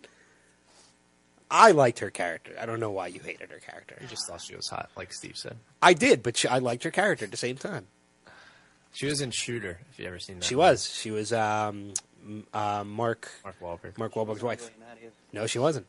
Nope. She's also playing Invisible Girl in The Invisible Woman in Fantastic Four. Yeah, there you go. Watch her there. In the new one. Hopefully she doesn't get pushed in front of her train. All right, we'll go through the top new shows of the year, and then we'll pick what we think our favorite shows of the year was. Starting off, number 10, Silicon Valley on HBO. Nice. At number 10. Moving on to number 9, Outlander on Stars, which I'd never seen. Here we go, Adam. Number 8, The Flash on CW. There you go. Getting some notice. Get your cosmic treadmill and travel back in time to when I first sung the show's praises. Oh, that's just what they said on the. I was going to say, never mind. Is that the name of a show? No, not really. Number 7, The Affair on Showtime. That's supposed to be awesome. Yeah, it's supposed to be really good. That has Joshua Jackson in it. I've never even heard. Is that the show we were supposed to get Joshua Jackson on That's before? the show I tried, yeah. Yeah. Dominic West is in that. Am I thinking of a different show? No, he's in it. Yeah, he's awesome. Yeah, it's just from The Wire. Right? Dominic West, Yeah, Ruth it's Wilson. McNulty. Yeah, Dominic West, Ruth Wilson, Maura Tierney, and Joshua Jackson. Yeah. So. All right, number 6 on the list, The Nick on Cinemax. Also awesome. Have you seen it? Yeah. Clive Owen's fantastic. Yeah, I like Clive Owen, too. I love Clive Owen, yeah. And it's a Steven Soderbergh show. He's the director of the Oh, show. is it? Yeah. That's cool. It's about the New York Knicks, right? Yes, it's about the New York Knicks. And Whoopi Goldberg is the coach. Old school reference. Nice reference. Yeah. Moving on, number 5. Last Week Tonight with John Oliver on HBO, which is a fantastic show. I'm so happy he got his own show, because when he filled in for Stewart, man, he killed it. And I even said that within the first week, too. I was like, this is going to get him his own show. Do they put those on Go? Yes. Okay. Yeah. Number 4, Jane the Virgin on CW, which we met. What is it with that show? I don't get. I mean, I haven't seen an episode, but it just looks like the dumbest premise to a show. I don't know. I don't even know what the hell it's about, other than some girl named Jane who's a virgin. She was accidentally artificially inseminated. Oh. Well, Yeah, now we it feel makes me like want to that. see it even less. Yeah, I feel like that. It sounds like a stupid premise to a show. Yeah. Number 3, True Detective on HBO. Also, how are there 2 shows on the CW on the top 10? Why wouldn't there be? Coming network, baby. Yeah. Yeah. Why wouldn't there be? There's a bunch from HBO in here. True Detective's a good one, though, by the way. Yes. I still need to watch it. Yeah. Even Charles Halford told us. He's like, dude, you need to watch it. Good binge, Say yeah. good TV. Which is awesome. Number 2, another show I need to watch, Fargo on FX. And the number 1 new show for 2014, same as the last list, Transparent from Amazon. Okay. With Jeffrey Tambor. Apparently I gotta watch that. But now, what are our favorites ourselves? Obviously, I don't know if any of them, if they're ones that are on this list or not.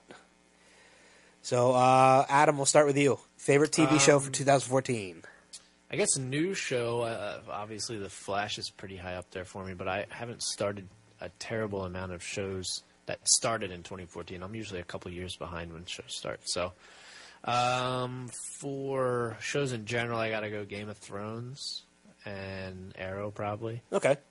I thought there was another one I was thinking of, but I can't remember. Oh, House of Cards. Okay. Yeah. Steve, how about you? Yeah, we mentioned House of Cards, which is, I think, is pretty consistently one of the better shows of the year now. I guess for variety, I can say The Walking Dead, because I didn't hear it on any of those lists. So Yeah, I'm a pretty normal watcher of The Walking Dead. But I'm also a huge fan of Mad Men. I think if they nail the finale, it has a chance to be my favorite show of all time, at least, and I think one of the better critically acclaimed shows of all time if they nail the finale. That's one I need to start too, because I love John Hamm. I think John Hamm is fantastic. Yeah, he's awesome. And I need to get into that. But Lauren, your favorite show of 2014? Well, if you have to go with new shows, and none of you are going to know what this show is, at least I hope none of you know what this show is. America's Best Dance Crew? No, my God, no. It's a new scripted series on Bravo. I think Bravo's trying to do some sort of, making a little bit of like original content that's not reality.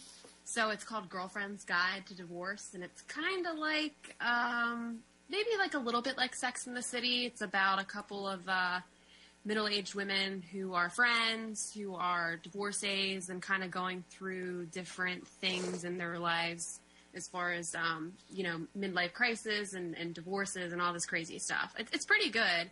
It's got Janine Garofalo in it and some other people I'm trying to think that you probably don't know. But it's pretty good.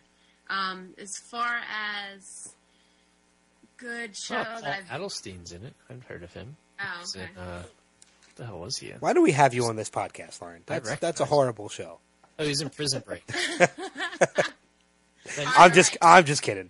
Ben, as far as something that's been on and not new, I have to go with House of Cards and Sons of Anarchy, which just wrapped up its season a couple of weeks ago. nextlevelonline.com/interviews. So those are two good shows that I like. Yeah, I did see Prison Break, Adam. I heard you. Yeah, Paul Adelstein's in that. Who was Paul Adelstein in Prison Break? Played. What the hell was the guy he played? I'm trying to think of his name. Let me look it up real quick. Use the internet. Paul Kellerman. Ah, I know who Kellerman was. Gotcha. Yeah. He was also in Private Practice, which I only know because Andrea watches that show. Or watched it. Gotcha. Yeah. How many times did you use that excuse?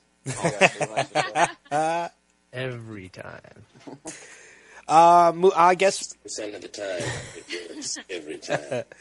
I would have to say my favorite shows of the year, new shows, I would absolutely have to say Flash is on that list. But another new show that I am really digging right now is Scorpion on CBS. CBS, right? Yeah, I'm really digging that show right now. Favorite show of 2014, new or older? Walking Dead is definitely on that list. Game of Thrones is on that list. I don't know what else. I'm trying to think of it. Yeah, Arrow and Flash. I mean, would probably be the other two that would. Aren't you a big Newsroom fan? I am, but I haven't seen any of this last season. Okay. So I'm going to binge it at some point. And by the way, for the interviews page, Lauren said Sons of Anarchy, but also that applies to House of Cards. Yeah, Jimmy Simpson. And from Sons of Anarchy was my mind is blanking. Tig Traeger. Well, that's his character's name. Yeah, Kim Coates. Kim Coates, that's it. Yeah, which was an awesome interview. Yeah, he was really cool to talk to. But moving on, before we move on to the primetime stuff, one more list to cover. Well, actually, we'll do two more lists. One of them is going to be a future look, and then we'll hop into some primetime stuff. This is the 10 best and 5 worst movies of 2014. Starting with the best, number 10, Jodorowsky's Dune, which I've never even heard of before. Such a good movie. You are so full of shit. You were so full of it. But number 9, Birdman, which I loved. I thought Birdman was fantastic. And I'm looking forward to seeing it. Yeah, I think Keaton's gonna win some awards for this, as well as Emma Stone, because Emma Stone was great in it as well. Number 8, Snowpiercer, with Chris Evans, which Adam, you saw, didn't you? Yes, I did see. I thought it was good. I don't know if I put it ahead of some other movies, but no, it was good. Yeah, I haven't had a chance to see it yet, but I've heard good things. Yeah, it's a cool premise. Number 7, Gone Girl, with Ben Affleck and Rosamund Pike, which was another great movie. Yeah, we talked about that a little bit earlier. And Steve, you said you saw that one, didn't you? Yeah, I did, yeah. I thought it was good. I didn't know what the twist was or anything like that. I don't really read too many books, but I heard there was a twist. Yes, once it hit, it was pretty good. Yeah, and I talked about it. Batman at the end. yeah. It's revealed that Affleck is Batman. Yeah, he is, yeah. Number 6, one I think deserves to be higher up on the list, Guardians of the Galaxy. That's such a good movie. Which I saw 3 times in the theaters and have lost count as to how many times I've watched it at home. So, because I love that movie.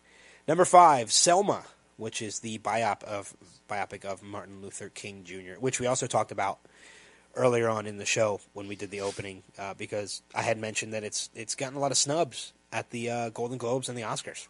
Yeah. Also, I mean, it was a limited release too. Well, so was Birdman. Yeah. No, but I'm saying it was It came out the very end of 2014. That's true. Birdman had a little bit more time to get a wider release before the end of the year. Yeah. Number 4, Life Itself, which is another biopic on the life of Roger Ebert, the film critic. Ah, yeah. I haven't heard much about this film, though, so I don't really know. But apparently, being number 4 on the list, I would assume it's probably pretty good. Number 3 on the list of the top 10 best movies for 2014, Grand Budapest Hotel, which I really want to see. Yeah, it looks good. Which is another Wes Anderson film. So I like his movies. Some of his movies are pretty good. Life Aquatic, Steve Zissou. Did I do? I know there's another one. Burn After Reading, I think, was another one. Oh, really? Yeah, I think I might have my directors. No, that's him. It is him. Okay, Burn After Reading. Fantastic Mr. Fox Was I didn't know. Well, no. Moonrise Kingdom is the most recent one. Burn After Reading was a Coen Brothers, not a Wes Yeah, Anderson. you're right. Yeah. You're right. Oh, And the then one I saw was Darjeeling Limited. Oh, I'm not sure. I didn't see that one. That's pretty good. It was. Moonrise Kingdom is the recent one, and then Royal Tenenbaums is probably the one that is most famous. Okay, I know I saw that one. So, number 2 on the list of the top 10 best movies for 2014, Boyhood, the Richard Linklater film that actually took 12 years to make. That's right. I heard about that. Because it was the same. It's kind of cool that Ethan Hawke ended up in it because he's famous, and nobody knew if he was going to be famous 12 years ago. Yeah. It's kind of good that they got a headliner actor at least for it. Yeah, that's true. And the number 1 new best movie for 2014, which I'm just now starting to hear about, but I do want to check out, is Whiplash. Nice. Which is... Is that the drumming one? Yes, it is. Yeah. J.K. Simmons is a badass in it. And I he... saw it.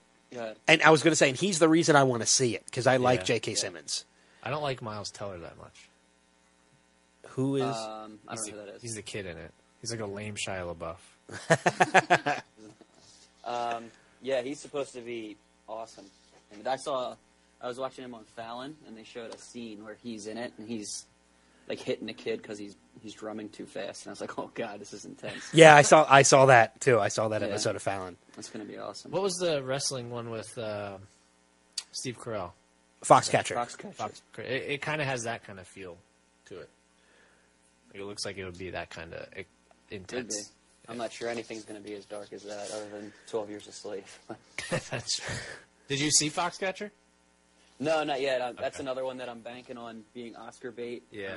We were talking a little bit off air that I go and see, and I believe Adam and Ben, you said you do it too, but we go and see all 10 movies that are nominated. Yep. And I think 3 or 4 that are on that list that you just said are going to be on there, and Foxcatcher is probably another one too. I think I've gotten an early start to some of them too, because I think some of the ones that are going to be nominated, I've already had a chance to see. You've seen Birdman, that's one. Yeah. I've seen Gone Girl. I think that's the only one that I've seen that'll probably. I saw Gone Girl as well. I have a copy of Foxcatcher, so I am going to watch it at some point. As well as American Sniper, which I really, really want to see, because I heard It's is gonna be awesome. I heard is probably Bradley Cooper's best performance ever. Yeah, that's what I heard. And you want to talk about snubs? He hasn't gotten nominated for anything. I know. He deserves it. He's such a great actor. And he can air guitar like the best of them. Yeah, I saw that. Yeah, I always forget he's in Wedding Crashers. Yeah, it's where he started. Yeah. Yeah.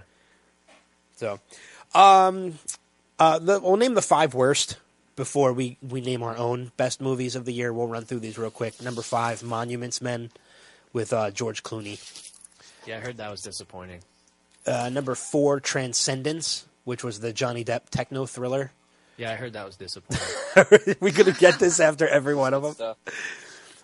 Number 3, I disagree with completely. I actually really enjoyed this movie. Let's Be Cops. I didn't see it, but I want to. I liked it. I I was a big fan of It it. essentially looks like a really long episode of New Girl without Yeah. Zoe Deschanel. Yeah. Which I'm okay with. Yeah. Yeah. Number 2, Transformers: Age of Extinction. Horrible Yeah, movie. I saw that. That was disappointing. So bad. And number 1, Nymphomaniac, Volumes 1 and 2. That's awesome. Speaking of a horrible Shia LaBeouf movie. It's Shia LaBeouf with a very horrible British accent, too, by the way. Oh, really? Yeah. Really bad. So, considering that, we'll start backwards this time. We'll start with Lauren. Lauren, favorite movie of 2014? I don't really know because we don't go out to the movies a lot, and we watch a lot of stuff on Netflix. So I watch a lot of stuff that hasn't been released in 2014.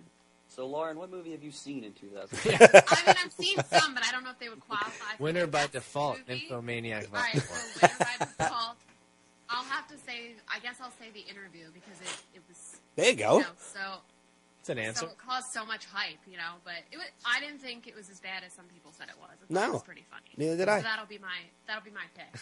Also, coincidentally, it's the worst one because that's the only I know. movie she saw in 2014. No, it's not the worst one. Steve, how about you?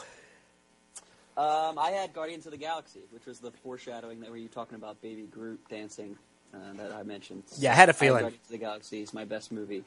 And I didn't know if we were going to pick, if somebody else was going to have it, so I have in parentheses Lego Movie, which That's a good movie. with a Chris Pratt theme, and I thought it was awesome. Yeah, So that's another good mention. That's another good one. Everything is awesome. Yeah, exactly. That song gets stuck in my head so easily, by the way. Yeah. Adam, your pick. It was going to be Captain America Winter Soldier until Guardians of the Galaxy came out, so it's Guardians. All right. And I actually have 2. Obviously, Guardians was great for the big budget. But for the independent Oscar buzz kind of movies, I was a huge fan of St. Vincent with Bill Murray. Yeah, that's cool. So- I didn't see that one, but I did hear it was good. Real quick before we move on to the primetime, because Lauren, I think you actually have to hop off Yeah. very shortly as well. I'll run through a couple of these real quick. These are the 25 movies you should see. What about worst movies of 2014? Well, we can name them if you want. Because mine was probably Transformers, though I'm sure if I saw it, I would have said Teenage Mutant Ninja Turtles. Oh, that's mine. Teenage Mutant Ninja Turtles was horrible. So I that have Spider-Man 2. Oh, yeah, that wasn't very good. And they killed off their best storyline. Yeah, As long as we're giving away spoilers, they killed off Emma Stone. And it's the best storyline they had. yeah. They went comics with it that way. Yeah. And I also had Lucy written down in parentheses just in case somebody else picked Spider-Man. Oh, that wasn't good. The ScarJo with the... Oh, yeah. So bad. Oh, God. I kind of wanted to see it out of Okay. curiosity. It's all right. Go ahead. Godzilla was a little disappointing, too. I didn't see it on that top 10 list. But I enjoyed Godzilla. I thought it was okay. It was better than the Transformers? one from the Godzilla from 2001 or whatever. Oh my God! Somebody with their hand on a Godzilla toy in front of a 8mm camera was better than that piece of garbage. Not wrong. Rawr! I'm Matthew Broderick. Rawr! I win. Deserves an Oscar. Lauren, do you have a worst film? The Interview.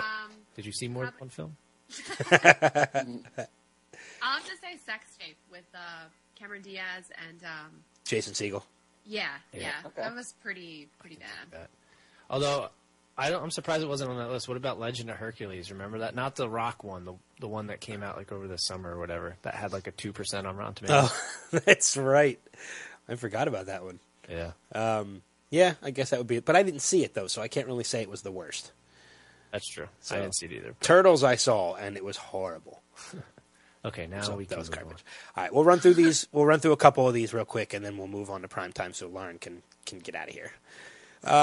These are the 25 movies you should see in 2015, starting with Jupiter Ascending on February 6th. That's the Mila Kunis, Channing Tatum. 50 Shades of Grey on February 13th. Yeah. I heard Steve turned down the role of what's Yeah. the Christian main Christian character? Grey. Yeah, that's the one. Yeah. I thought Skarsgård deserved it, and then he backed out. So Kingsman: The Secret Service, which actually looks pretty badass. Yeah, I kind of think that looks good. On February 13th. Moving on to Cinderella, March 13th. which is the live action, the Kenneth Branagh directed. I don't think this is a Disney version. Oh, yes, it is. It's a live action Disney version of Cinderella.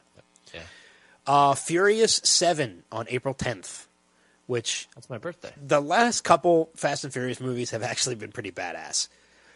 So, but I'm Well, your favorite new show, Scorpion, is the same writer as the Fast and Furious guy. Oh, I didn't know that. Yeah. Oh, well, maybe that explains why I like both the show and the last couple movies.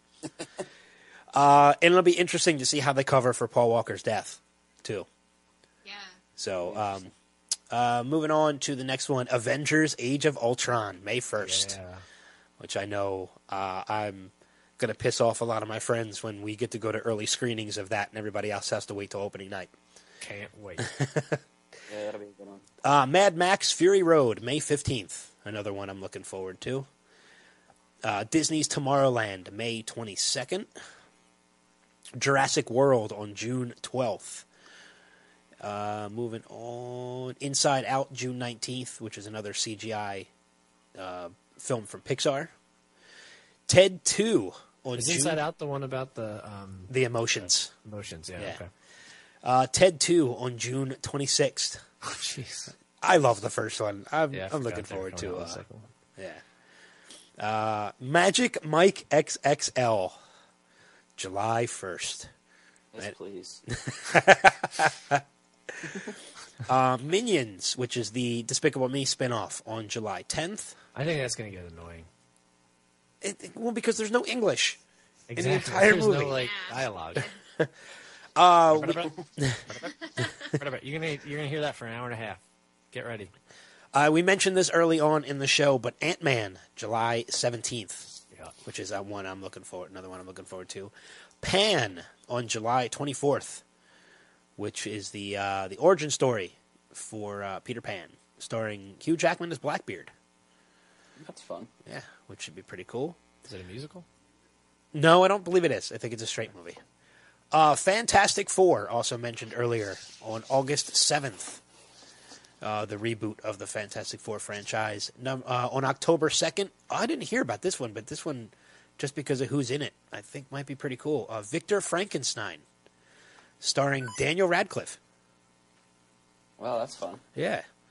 He's been really bad since Harry Potter. Those movies that he's been in have been so bad. I liked Horns, though. Oh, really? I didn't see it. I just thought it looked really dumb. Yeah. So I didn't put an effort into it. But if it was good, then that's good. I thought Horns was pretty good. November 6th, Spectre, which is the next James Bond film starring Daniel Craig, which I think is actually going to be the last one for him, too. November 20th, The Hunger Games, Mockingjay Part 2. Well, that'll be the box office winner of the year. Yeah. And I think, from what I understand... I didn't think Part 1 was that great. Well, I heard it's more of a setup for the epic ending of Part 2. It's 100% a setup. So they split the book in half, so that's always like that. Yeah. November 25th, The Good Dinosaur, which is another animated movie. Is that like a spin-off of The Good Wife?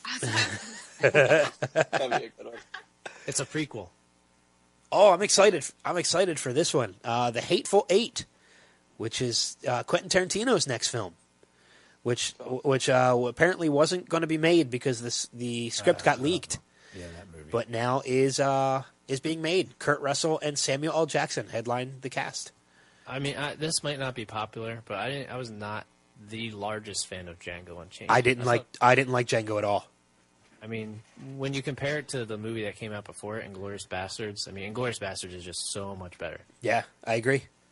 I fell asleep during Django in the theater. It is kind of long. Yeah. Yeah, it is really long. And when I woke up, I was still not even halfway through the movie yet and still bored. Star Wars: The Force Awakens on December 18th. That's going to be... I take back my box office. Yep. So what do you think? Avengers to the last Hunger Games or Star Wars? Oh, Star Wars is going to win. Yeah. Yeah, I would agree. Star Wars, I don't... It's going to be close between Avengers and Star Wars, but man, Marvel's winning either way. Disney's winning either way. Oh, Disney. Well, Marvel is Disney, so it's, Right. December 21st is the Peanuts movie. Yeah. And rounding out the year on December 25th, Mission Impossible 5. I did not know that was happening. If it's anything like the last one, it's going to be awesome because I thought the last Mission Impossible was badass. Ghost Protocol. Ghost Protocol was I still awesome. think the first one was the best one. So, but that's going to round out the movies that you should see in 2015, as well as the Showcast portion of the year in review. So, Lauren, if we have to, we will say goodbye. All right. Thanks, guys. So now I will turn it over to Adam and Steve. I don't know what you guys have planned, but the floor is yours. We actually don't have plans. Yeah. No, we're just real quick going to go over our Fantasy People of the Year, MVP, Bust, Rookie of the Year, Comeback Player. Steve, I'll let you start off. What do you want to do first? Rookie of the Year? Sure, that's fine with me. All right, who you got for Rookie of the Year then? I think it's pretty much consensus of Odell Beckham. I just threw out some numbers. He finished 5th among wide receivers, and he only played 12 weeks this year. People forget. Yeah, because he came on so strong. He finished the year with 20 points, 30 points, 27 points, and 25 points. He was really a number one receiver, whether he was a rookie or not. So he's kind of a lock for Rookie of the Year, I think. Yeah, I would agree with that. That's who I had. I mean, it's crazy because at the beginning of the year, I remember us talking about all the rookie receivers and the question marks with rookie receivers, and actually all of them had a really good season. This is one of the best rookie classes of all time, really. Yeah, I think we were both pretty low on him. Like, he was on the lower end of the spectrum, and we were pretty wrong on that because he went off. Yeah. Especially if you had him in the playoffs. I think he score, like, over 20 points every week? 27 and 25, and then 30 the week before that. Yeah. On how many weeks your playoffs were. Yeah, so total agreement there. Let's see. You want to go bust? There's a couple decent options for fantasy bust of the year. I might have went outside the box, but at the same time, I'm not sure I did. I went Adrian Peterson because he didn't get suspended until after your draft. So you drafted him and thinking that you were going to get a top, 3, 4, 5 running back, and you end up getting a guy that doesn't play it all year. So that's kind of, for me at least, Adrian Peterson is the one that sticks out. Yeah, a guy who plays 1 year certainly qualifies as a bust. I think another guy I would go with would be Monte Ball. That's a good one. Yeah, there was a lot of preseason hype around him. I think going into the season, at least on Yahoo, he was the 10th projected running back. And I mean, he did have injury problems, but even before that, he just was not producing. I mean, he was not having a good year at all. Hey, can I throw in my 2 cents for Rookie of the Year? I know you want to say Kelvin Benjamin. Damn it! All right, I'm done. Which is a good pick. That's what we talked about with the rookie wide receivers. There's a lot of guys that scored a lot of touchdowns. Mike Evans had 12 touchdowns or something. He finished 4th overall in the league among anybody with touchdowns. So, I mean, there was a lot of good receivers for sure. You know me too well. Yeah. Would you consider... No, I guess not. He still did have a good year. I was going to say you could not really almost consider Peyton Manning, but he was still the 4th highest scoring quarterback. But he just, compared to last year, where you might have drafted him. You're just fresh off what you watched today. That too. People are talking about him retiring. That's true. That's a good point. For one more thing, just for people that weren't suspended or hurt, because that's where Ball and Peterson fell in. You can put LaShawn McCoy in a category as well, just because you had a lot of hype around him going into the year, and you'd probably drafted him number 1 or 2, and he just didn't perform really well all year. No, yeah, that's pretty dead on. Yeah, I can't really think of too many others. There's a few like we're talking about guys you probably drafted in the 1st or 2nd round. I mean, well, yeah, that's kind of what you need to make a bust. Yeah, I mean, like Andre Ellington had a disappointing year, but he also got hurt. So I mean, there's a bunch of guys who you took shots on that just didn't pan out. But Cam Newton was. Yeah, he was disappointing. And he only missed like 1 or 2 games. I was just trying to piss Ben off. No, I unfortunately actually agree with you on that one this year. In the first half of the season, he actually came on pretty strong the last half. And I know we talked about at the beginning of the year, Steve, we said, if you can get into the playoffs with him, you might be okay. And looking at the 2 weeks he played, if you're in the playoffs, 23 and 20 points. So yeah, you might have won a league with Cam Newton. Yeah. Do you want to go? Well, I mean, we got comeback player of the year, and we can also kind of throw this in with biggest surprise of the year. Okay. as well. I'm good with that. Yeah, because I know there's quite a few guys, or a couple guys at least, that came to mind. So I'll let you start off with who you had. Okay. Well, for comeback player of the year, I went with Arian Foster. And I'll just throw the numbers out to back it up. He ran for 700 more yards, had 150 more yards receiving, and had 11 more total touchdowns. Ended up finishing 25th ranked overall this year, which is pretty good, but it's certainly good compared to 164th overall last year. So he kind of returned back to form a little bit. He had some injury issues like he always does, but he produced pretty well when he was in there for you. Yeah, I think during one of the podcasts I threw up the stat that every game but maybe like one that he played the whole game, he scored over 15 points. Exactly, yeah. He was good when he was in there. Yeah, so I have a couple guys I came to mind. Like I said, one of them, Jeremy Maclin, like straight comeback player of the year, obviously coming off That's a good one, yeah. ACL. He ended up finishing with 85 receptions, 1,300 yards, and 10 touchdowns. So anytime you can do that. I think he finished, let me see here, top 10, I think, wide receiver-wise. Yeah, he had a career year coming off an ACL injury, so that's certainly a good candidate for comeback player of the year. Yeah, 9th best receiver. And I guess this would be more of a fantasy surprise of the year, and you kind of saw it even carrying the playoffs a little bit. Justin Forsett. Yeah, that's a good pickup. That's like pickup of the year type of thing. Maybe Yeah. that's something he should have done. But Yeah, he ended up regular season, over 1,200 yards, eight rushing touchdowns. And he also added 44 receptions for 263 yards. Yeah, he was good. Took advantage of the situation he was dealt. So Yeah, I mean, I don't know if you can qualify that as comeback because he didn't really. Yeah, you kind of had to be there before and Yeah. go away to come back. But Yeah. But yeah, I think anyone else to add to that list? no, not that I can think of. I think Forsett's definitely a good addition for a surprise of the year. I'm sure there's other guys that were a surprise in how well they played this year, but nothing comes immediately to mind. Yeah, you know who's a decent one? Let me look at his 2013. Antonio Gates ended up finishing the second most among tight ends. Yeah, that was a surprise. Yeah, that's a good one because people thought he was kind of over the hill type. So when you end up with 12 touchdowns, I guess. Yeah, he finished ninth. Okay, touchdown dependent. 9th most in 2013. So I mean, the tight end position is as we know, a very thin position. That was awful this year.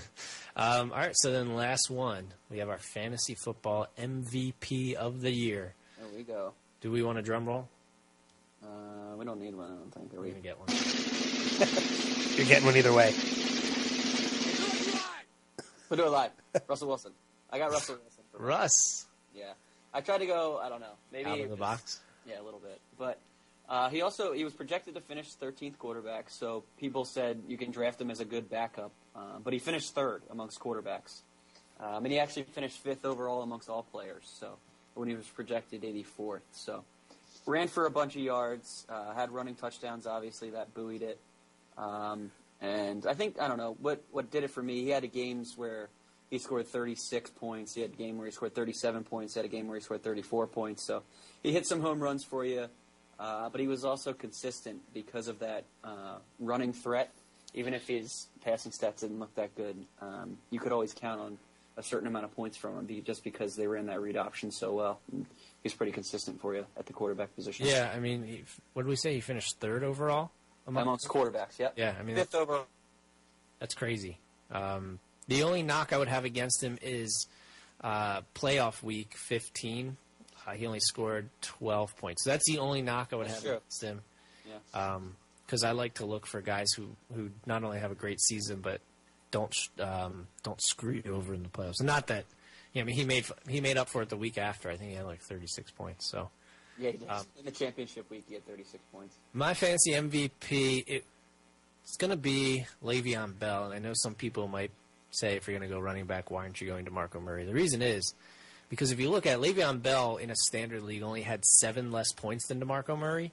If you go to a PPR, he had probably about 20 more points than DeMarco Murray. Yeah, he had 83 catches. That's a ridiculous number for a running back. That's Matt Forte, I think, is the only other running back who had more. Who had 100, by the way. 102. But yeah, Le'Veon Bell, and also if you look at the playoffs now, DeMarco Murray had a good playoff run too. I think week 14 he had over 20, week 15 he had over 20, and then that broken hand week 16 he still got over 10. Le'Veon Bell had 41 points the first week of the playoffs. Yep, that's pretty good. Probably won you your first week of the playoffs if you had him. Week 15, he had over 23 points, and then still 13 points in championship week against Kansas City. So I know people might think DeMarco Murray if you're going running back. And honestly, those two you probably didn't draft. Definitely not in the first round, maybe not even in the second round. So both of those guys you might have got like late second round, early third round anyway. So those are just, where you drafted them, they paid dividends all year long for you. Yeah, and buoying your case a little bit more for Le'Veon Bell. With the projections, Bell was 34 and Murray was 15. So you might have got even better value because you probably took Bell later than you would have taken Murray, like you said. Certainly not in the first, probably not even in the second round with Le'Veon Bell. So yeah. to get a running back that performs that way and get him that late is MVP caliber. Out of those two, who would you look? I know this is projecting way far in advance, but who would you look to draft first next year? Le'Veon Bell is younger. I think he's just got more of the potential, and he's kind of. I would think that he's building off of a career. Like this might become a norm for him for at least the next couple of years because running backs last about 5 years in the NFL. But I would agree. Plus, not only that, but DeMarco Murray has been injury-ridden most of his career. Yeah, kind of held out this year, but anytime you break pretty much every record for running back carries and touches, his body's going to take a toll in the long run. So exactly, and he did break his hand. He just played through it. Yeah, exactly. So I wouldn't be shocked to see him get. Although Le'Veon Bell has a injury problem as well. I mean, he got hurt last year, had a high ankle sprain, and then he got hurt this year. Yeah, I'm still going with the younger. He played in every game this year, so. Yeah, except for the playoffs, but that doesn't matter when it comes to fantasy. You're already done. Sure. So, yeah, I would agree. But I think that is it. Anything else for fantasy-wise, Steve?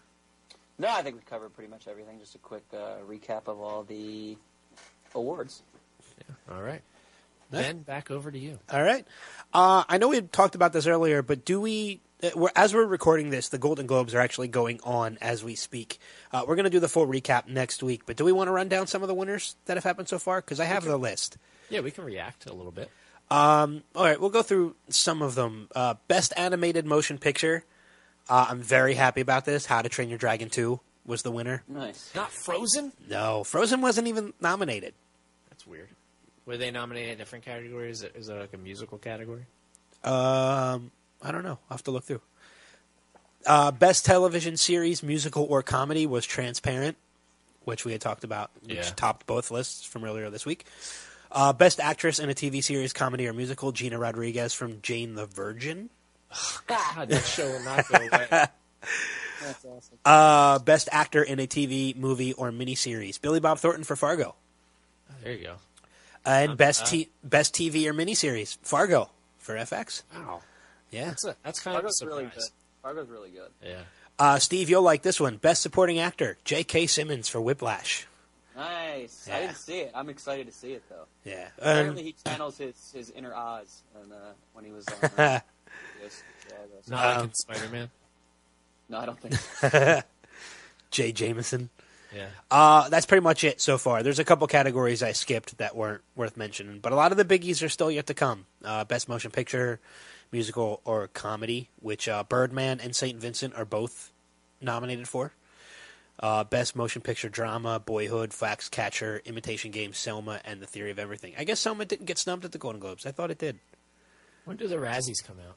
I think they're the day after the Oscars. Okay. I think they're either right before or right after the Oscars. We should recap that, too. The Razzies? Yeah. Yeah, we can. But we won't watch everything that's nominated. No. I'm sure we might have already watched some of them.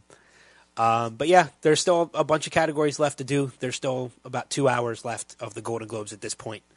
In our recording. But again, we'll recap everything next week. We'll give you the full rundown of the Golden Globe winners and such. But let's get ready to wrap things up for this podcast. And if you're ready, Adam, let's take it back over to you for the Weird of the Week.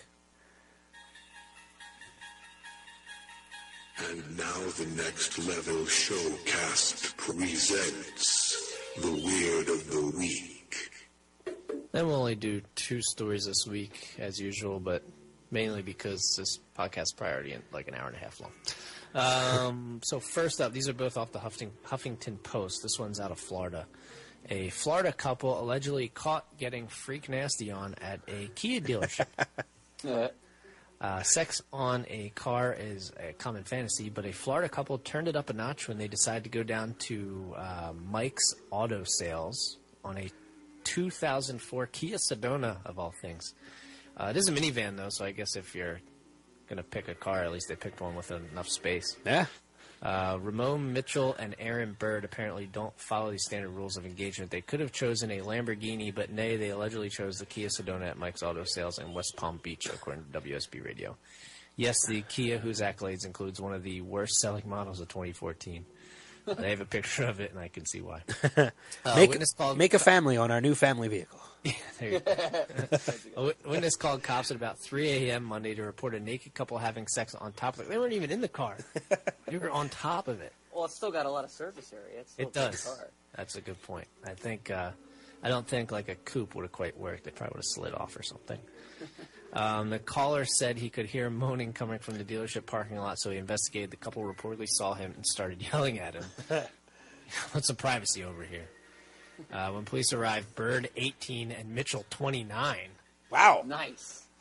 Bird, you carried the lead. Bird is the woman, by the way. She's 18. He's 29. They were sitting in the Kia, which the dealership owned, not them. Mitchell reportedly spat in an officer's face, and both were charged with lewd and lascivious behavior, trespassing, and burglary. Mitchell was also slapped with a charge of assaulting an officer. The officer was taken to a nearby hospital for biohazard exposure. This just keeps getting better. Bird was then released from Palm Beach County Jail Tuesday, while Mitchell was held on $11,000 bail. So, moral of that story, I'm not really sure. What's the moral of that? Yeah. Do it inside the car so people don't hear the moaning.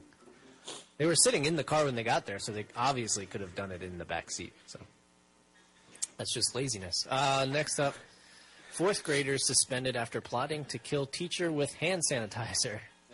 This is out of Elba, New York. 3 fourth-grade girls are accused of conspiring to kill their teacher with hand sanitizer.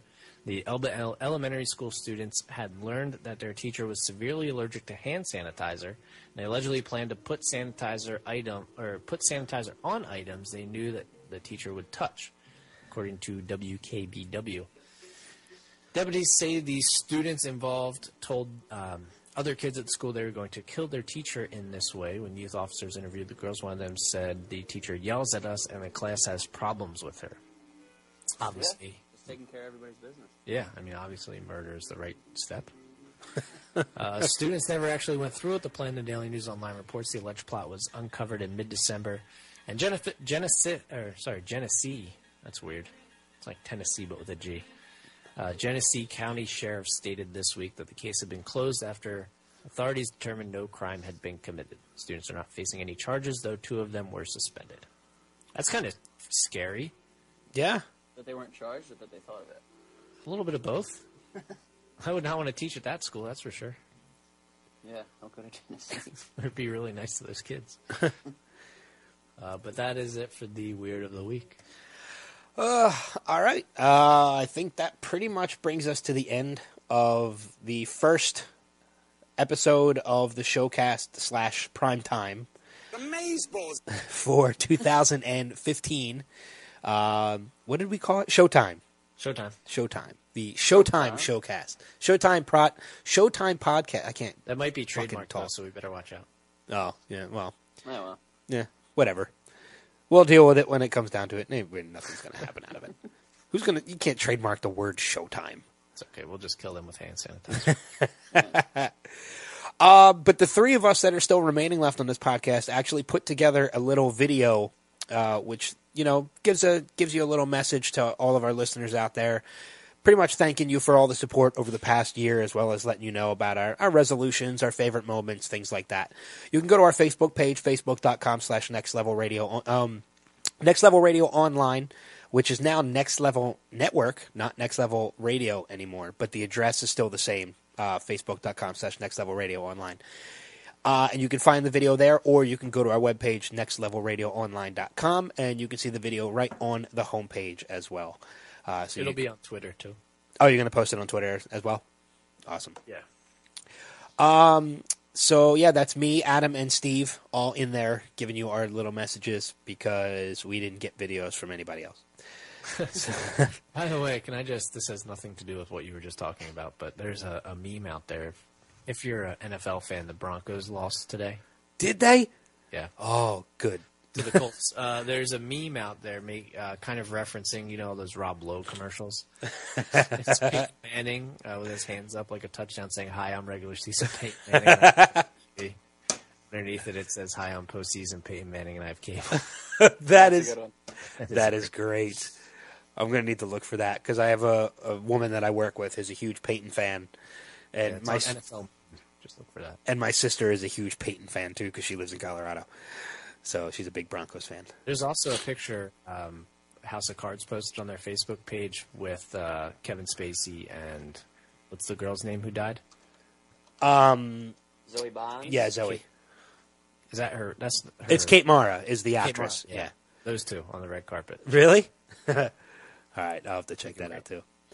But yeah, back to everything else. Make sure, before we get out of here, just a couple things to pass on. Make sure you follow us on Twitter at NXT Level Radio. Follow us Facebook.com/NextLevelRadio Online. Check out our webpage, www.nextlevelradioonline.com. Go to your iTunes store and search Next Level Radio and subscribe to the Showcast as well as Primetime Fantasy Football. And you can listen to all the podcasts of Primetime from this past season, as well as maybe get some tips for what you can do for the upcoming season when Primetime returns in, what would that be, like May? No, not that. I think July. Okay.